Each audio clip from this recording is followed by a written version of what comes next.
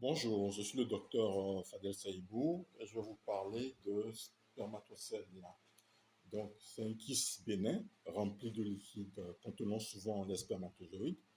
Ce développement dans l'épidyme, généralement au niveau du pôle supérieur du testicule. Et cette situation est fréquente et asymptomatique le plus souvent. Donc, les causes et facteurs de risque sont l'obstruction des canaux épidymaires, les antécédents d'inflammation ou d'infection chronique, les traumatismes scrotal, l'âge le plus souvent entre 40 et 60 ans, voilà.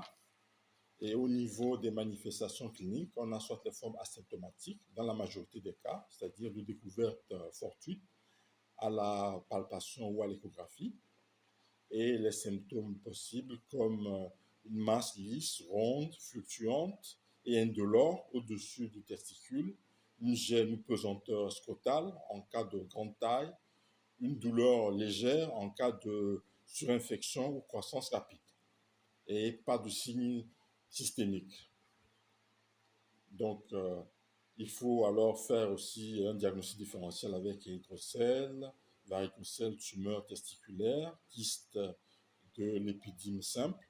Voilà, en examen complémentaire, on a recours à l'échographie, qui est l'examen de référence, où on retrouve un kyste anéchogène, liquidien, à parois fines, localisé dans l'épidyme, une absence de vascularisation intralésionnelle au Doppler, voilà, et une translumination positive, un bilan biologique est demandé si suspicion d'infection.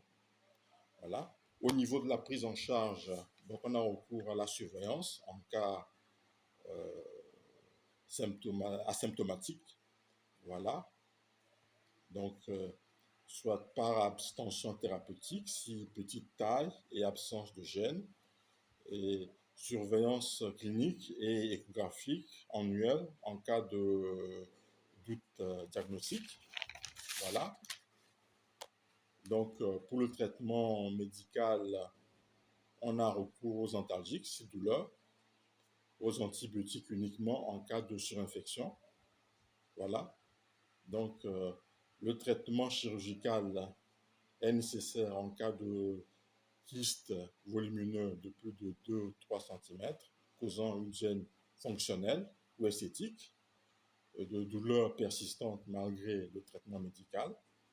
Voilà. Et les techniques sont la spermatocélectomie, c'est-à-dire l'ablation complète par voie scrotale du kyste, en épargnant les canaux déférents et les vaisseaux testiculaires, suivi d'un port de suspensoire scrotal pendant 48 heures et l'éviction d'efforts pour 2 semaines.